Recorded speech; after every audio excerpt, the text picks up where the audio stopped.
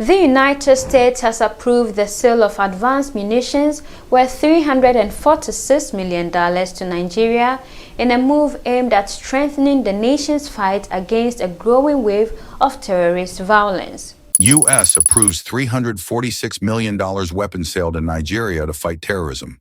In a world where terrorism knows no borders, the stakes just got higher in West Africa.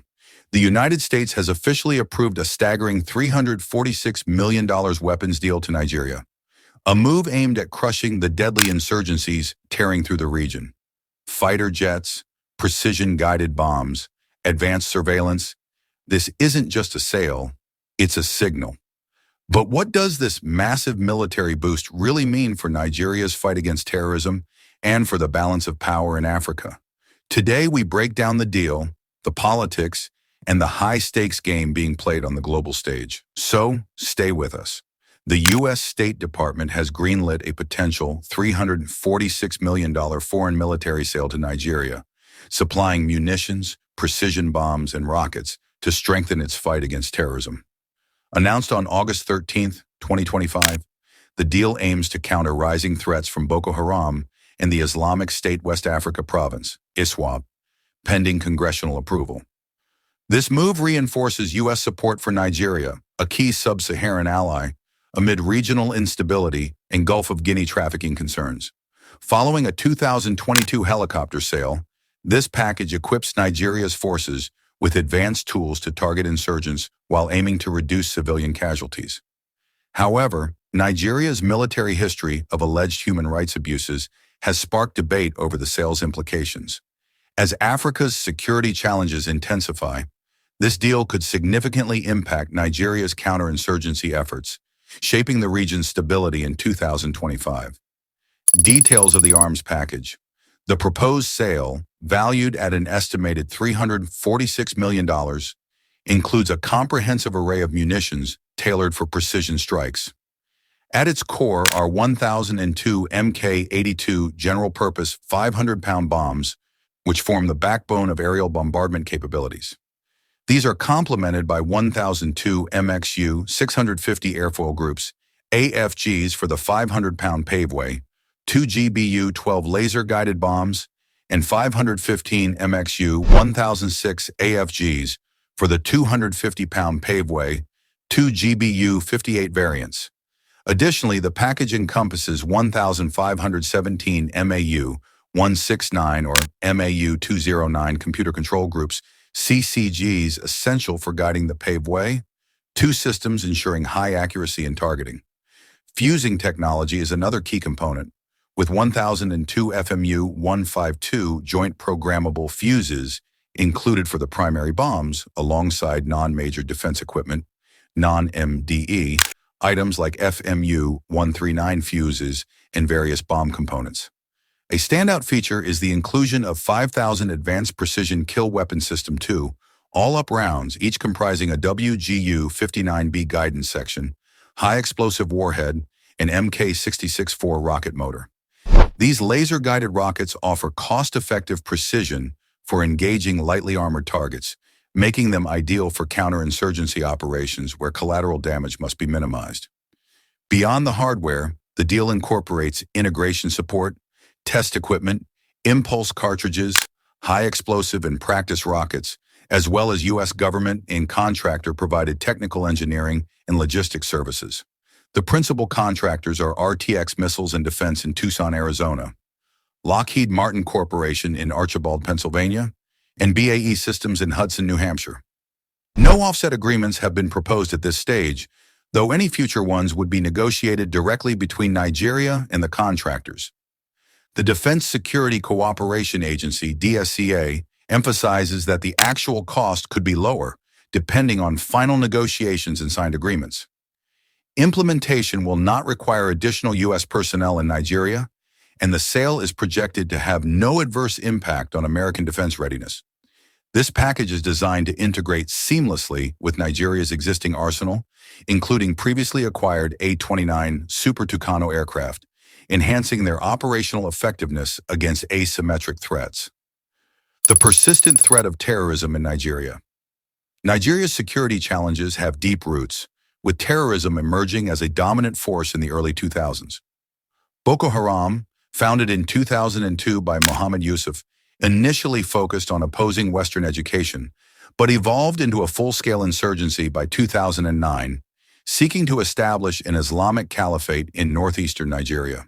The group's tactics include suicide bombings, kidnappings, most notoriously the 2014 abduction of 276 Chibok schoolgirls, and attacks on military installations. By 2025, despite claims of degradation by Nigerian forces, Boko Haram and ISWAP have staged a resurgence, overrunning outposts, mining roads, and raiding communities.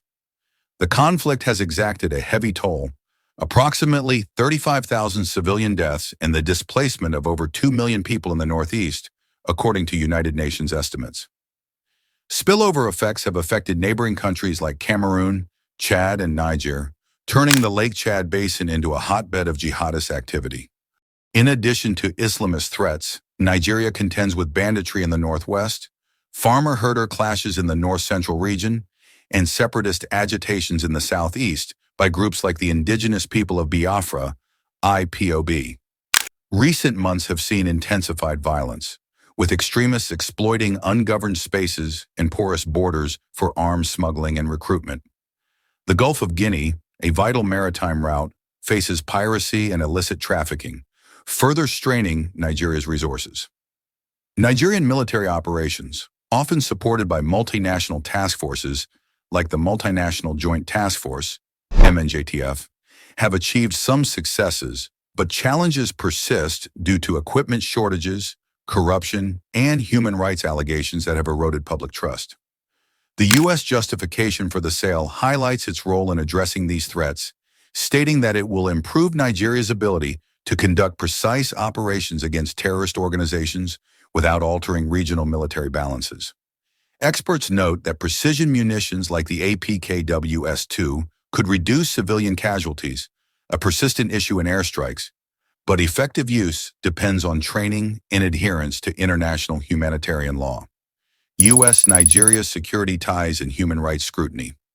U.S.-Nigeria relations in the defense sphere have been complex, marked by periods of cooperation and caution.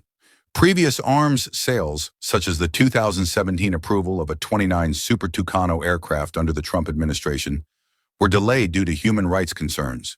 In 2021, lawmakers paused a $1 billion deal for attack helicopters over fears of abuses by Nigerian forces, including extrajudicial killings and indiscriminate bombings.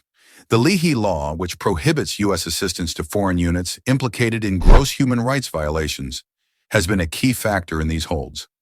Under the Obama administration, sales like Cobra helicopters were blocked amid reports of military excesses. However, by 2022, the Biden administration greenlit the helicopter package after Nigeria demonstrated improvements in accountability. The 2025 State Department Human Rights Report on Nigeria, released in August, mixes critiques of ongoing issues like arbitrary detentions with acknowledgments of progress, though some activists argue it downplays systemic problems. Critics, including human rights groups, worry that advanced weapons could be misused in internal conflicts, exacerbating civilian harm. For instance, a 2017 Nigerian airstrike on a refugee camp killed over 100 civilians, prompting international outcry. Despite these concerns, the current approval reflects a strategic pivot, with U.S. officials emphasizing Nigeria's role in countering extremism that could threaten global interests.